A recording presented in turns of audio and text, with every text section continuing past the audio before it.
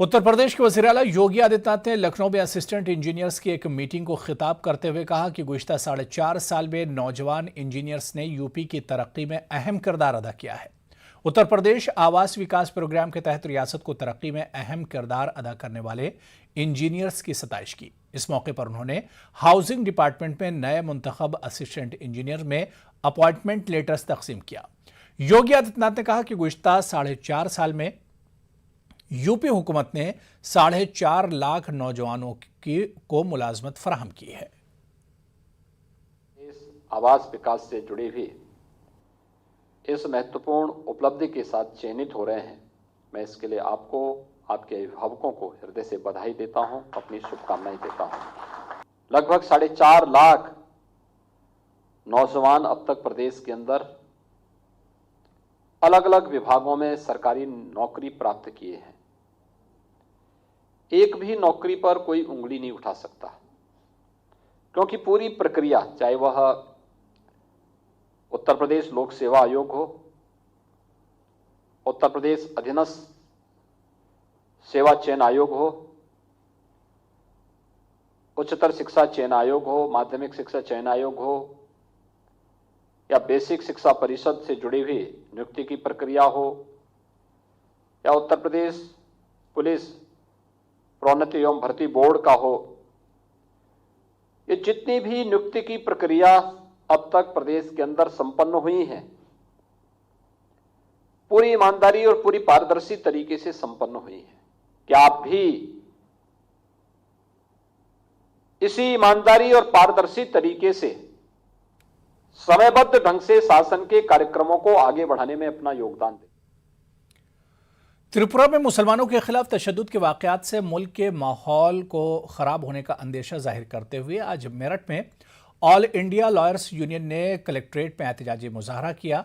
DM के जरिए सदर जमहूरिया को मेमोरेंडम पेश किया गया और त्रिपुरा में हिफाजती इंतजामात को यकीनी बनाने और शरपसंद अनासिर के खिलाफ सख्त कार्रवाई का मुतालबा किया गया। वाज़ेह है कि ऑल इंडिया लॉयर्स यूनियन ने गुज़िश्ता दिनों बांग्लादेश में हिंदू अक़लियती तबके के साथ पेश आए तशद्दुद के वाक़यात की भी सख्त अल्फाज में मजम्मत की थी। आज all India lawyers union Meerut unit ने महामहिम राष्ट्रपति को जिलाधिकारी महोदय के माध्यम से ये ज्ञापन दिया है और उसमें बहुत सारी हमने मांग की है कि त्रिपुरा में हिंसा जो है वो तुरंत बंद करके वहाँ की सरकार को भंग कर दिया जाए और राष्ट्रपति शासन वहाँ पर लागू किया जाए। अभी हमने मांग की है कि त्रिपुरा सरकार को बर्खास्त किया जाए। नंबर 2, वहाँ के जो दंगों में लिप्त लोग हैं उनके खिलाफ स्पेशल कोर्ट बना के उनको फास्ट ट्रैक कोर्ट करके उनको सजा दी जाए और जो लोग मरे हैं उनके घर वालों को 50-50 लाख मुआवजा दिलाया जाए और उनके घर में जो बच्चे काबिल बच्चे हैं, जो योग्य बच्चे हैं, उनको कम से कम एक घर में एक बच्चे को सरकारी नौकरी दी जाए। हमारी आज जो डीएम कार्यालय पर हम आए हैं, हमने माननीय राष्ट्रपति महोदय जी को एक ज्ञापन दिया है, उनके नाम भेज रहे हैं। उनमें हमने अपनी मांग रखी है कि अगर किसी राज्य में हिंदू मुस्लिम या किसी हिंसा फैल जाए तो ऐसी स्थिति में राष्ट्रपति महोदय जी एक्शन लेकर उसमें जो है राष्ट्रपति शासन लागू कर दिया जाए। रिवायती तौर से मिट्टी के दिए और बर्तन बनाने वाले कुम्हारों को योगी हुकूमत की तरफ से इलेक्ट्रिक चाक मशीन मुहैया कराई गई थी, लेकिन यूपी में महंगी बिजली की वजह से कुम्हार इलेक्ट्रिक चाक का इस्तेमाल नहीं कर पा रहे हैं। कुम्हारों का कहना है कि मिट्टी के बर्तन से कहीं ज्यादा बिजली की कीमत है। कुम्हार बिरादरी आज भी सदियों पुराने चाक से अपने काम करने पर मजबूर है। देखिए ये रिपोर्ट।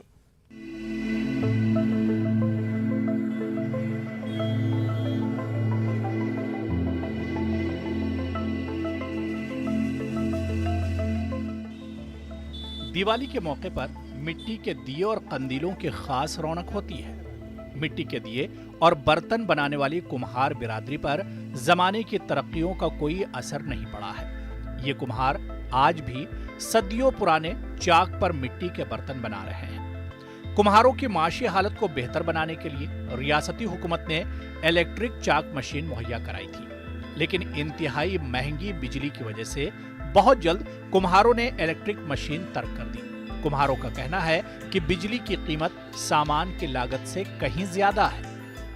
इलेक्ट्रॉनिक की चाक सरकार की तरफ से मिली है, तो उससे हम जितना हम कमाते नहीं उससे ज़्यादा बिजली के बिल भरते हैं। तो क्या हमारी बचेगा नहीं, हमको 10 रुपये बचेगा नहीं, 50 रुपये हम उसको बिल देंगे तो वो हमारी खून पी रही है। और जब खून पी रही है तो उसको हम कूड़ेदान में डाल दिए। या तो हमको सरकार बिजली की बिल मुक्त करा दे, लाइट मुक्त करा दे, तब तो उसको यूज करेंगे, नहीं तो ऐसे ही पड़ी रहेगी। ये कुम्हार सिर्फ दिए और कंदील ही नहीं बनाते हैं, बल्कि इनके हुनरमंद हाथ मिट्टी के खिलौने और खूबसूरत बर्तन भी बनाते हैं। इनके बनाए हुए मिट्टी के सामान बाजारों में अच्छी कीमतों पर फरोख्त होते हैं, लेकिन इनको अपनी मेहनत के मुनासिब उजरत नहीं मिल पाती। कुम्हार के पेशे में इस्तेमाल होने वाली मिट्टी की फराहमी और माफियाओं की ज्यादतियों की वजह से इनको अपना रोजगार चलाने में सख्त मुश्किलात का सामना है। अरे हमें दिक्कत है, गवर्नमेंट से यही आग्रह निवेदन करते हैं कि हम सभी कुम्हार भाइयों को सुविधा दें, ज़्यादा न थोड़ा बहुत कर दें ताकि उत्साहित लगे। मिट्टी का परेशानी ज़्यादा है, 2500 रुपये ट्रैक्टर मंगवाते हैं और प्लस कंडी भी है।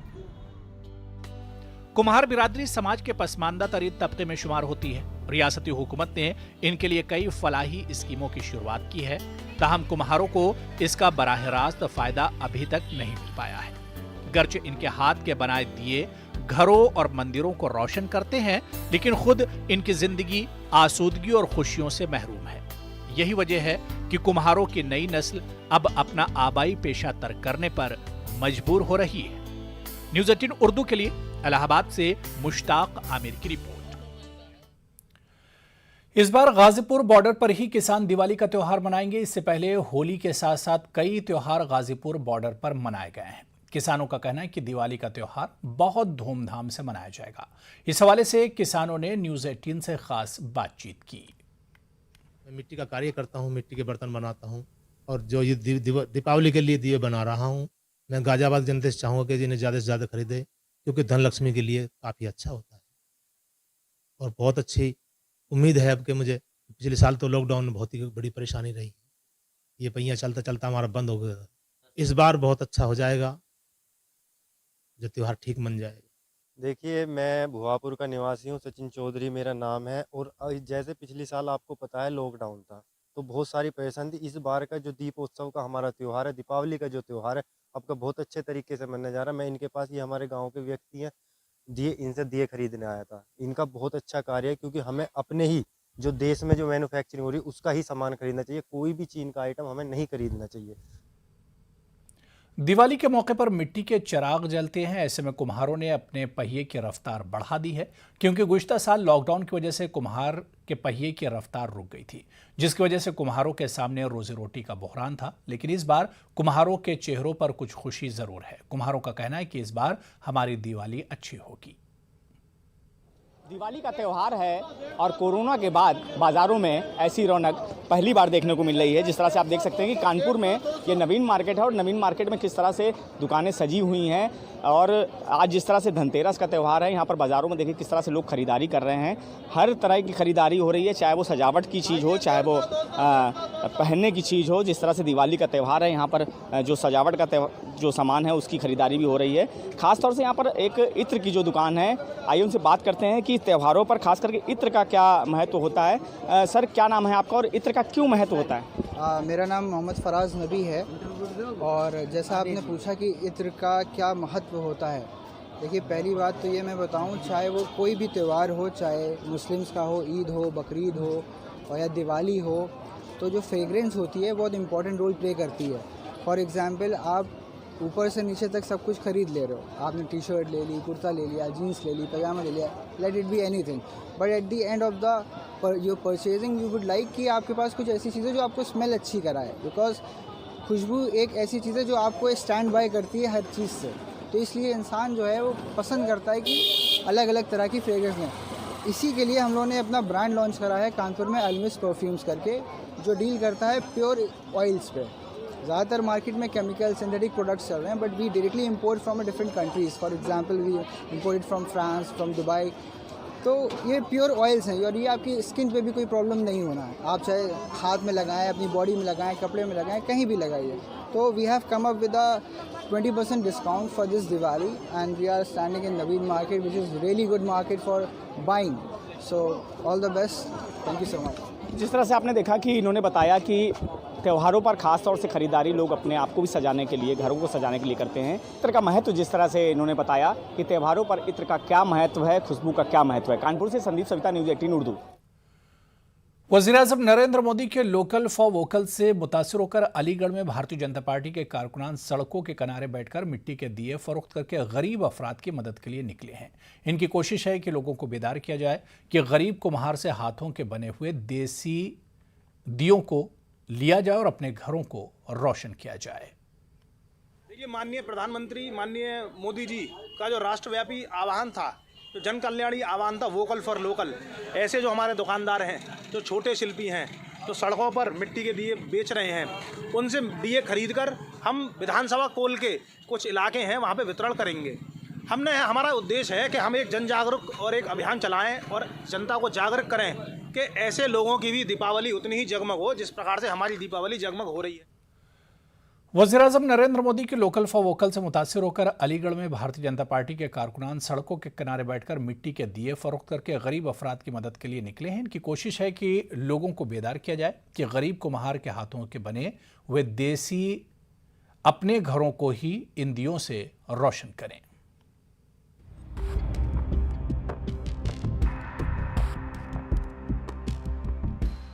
उल्टी और दस्त की गलत अंग्रेजी दवाएं खाने के बाद सलाहुद्दीन की तबीयत इतनी खराब हो गई कि इन्हें अस्पताल में दाखिल करना पड़ा। जदीद तरीके इलाज में एलोपैथी और सर्जरी के इस्तेमाल के बाद से रिवायती तरीके इलाज पर लोगों का यकीन कम होने लगा। लेकिन आज के दौर में एलोपैथी के नुकसानात और महंगे इलाज के साथ रिवायती तरीके इलाज के कारगर नताइज ने लोगों का यकीन एक बार फिर से रिवायती तरीके इलाज पर कायम किया है। मेरठ में होम्योपैथी से इलाज के जरिए डायलिसिस के बगैर खराब हो चुके गुर्दों को ठीक करके एक कारनामा अंजाम दिया गया है। देखिए खास रिपोर्ट।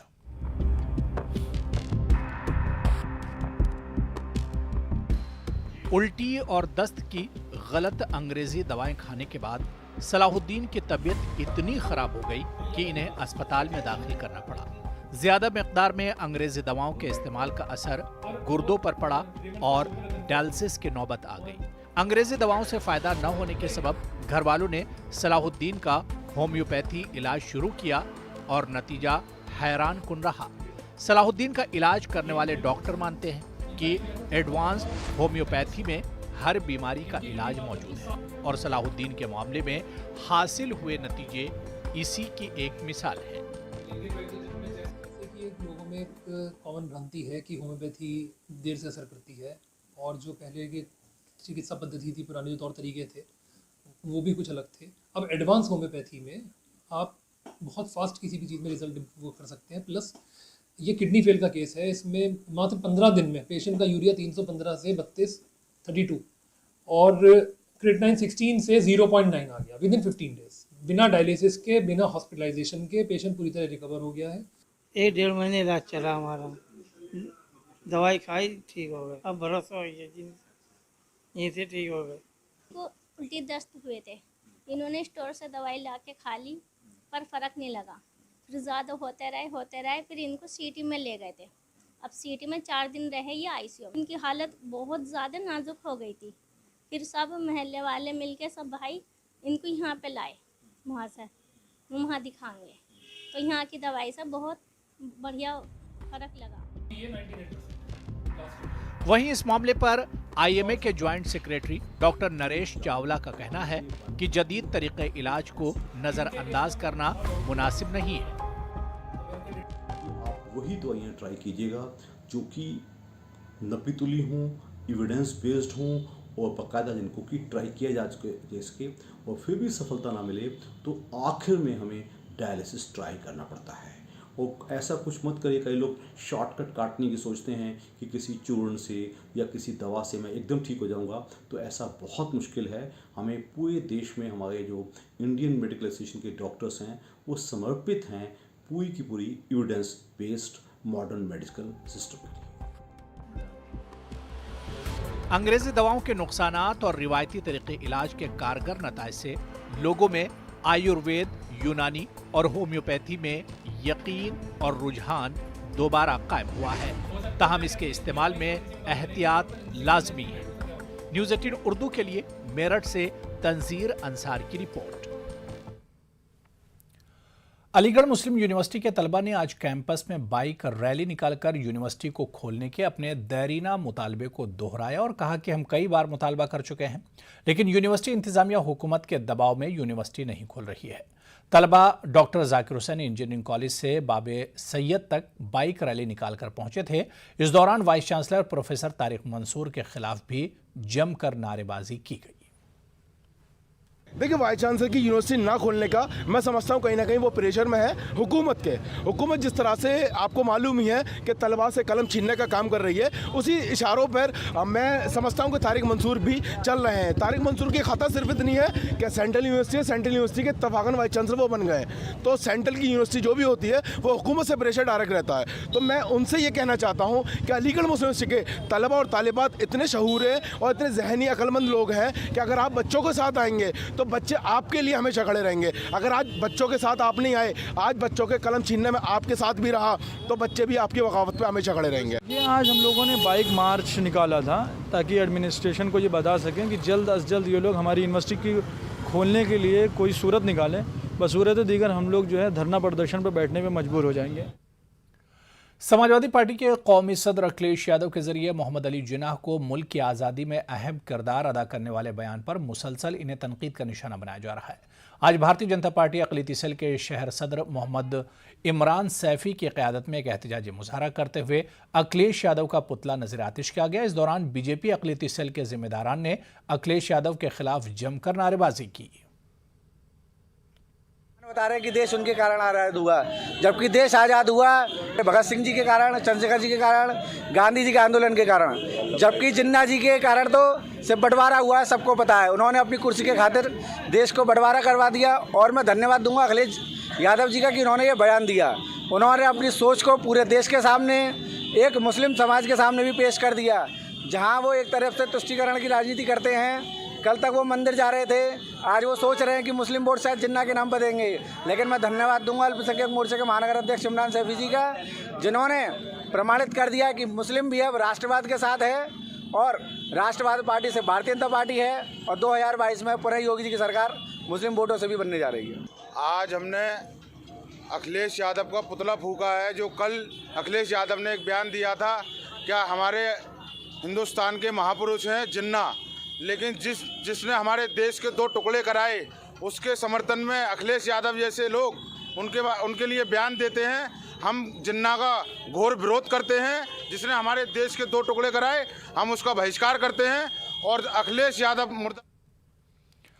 उत्तर प्रदेश असेंबली इंतखाबात के पेश नज़र समाजवादी पार्टी नौजवानों पर खुसूसी तवज्जो दे रही है। अलीगढ़ में समाजवादी पार्टी की सबसे मजबूत विंग युवजन सभा का शहर सदर आमिर आबिदी को बनाया गया है। इनकी तकर्री पर आज एक प्रेस कॉन्फ्रेंस का इनेकाद किया गया, जिसमें शहर सदर अब्दुल हमीद घोसी और नौमुंतखब युवजन सभा शहर सदर आमिर आबिद ने अखिलेश यादव का शुक्रिया अदा किया। मैं समाजवादी पार्टी के राष्ट्रीय अध्यक्ष आदरणीय अखिलेश यादव जी और युवजन सभा के प्रदेश अध्यक्ष अरविंद गिरी जी और महानगर बॉडी और जिला बॉडी का मैं बहुत बहुत आभारी हूँ कि मुझे इस लायक समझा कि समाजवादी युवजन सभा का मुझे महानगर अध्यक्ष बनाया है। मैं उनकी उम्मीदों पर पूरी तरह खरा उतरूँगा। 2022 का जो हमारा मिशन है अखिलेश यादव जी को मुख्यमंत्री बनाना, पूरे अलीगढ़ में महानगर के अंदर युवाओं को जोड़ूंगा। मुल्क में महंगाई के मार के बावजूद इस मरतबा दिवाली बिलखुसूस धनतेरस पर ज़बरदस्त खरीदारी देखने को मिल रही है।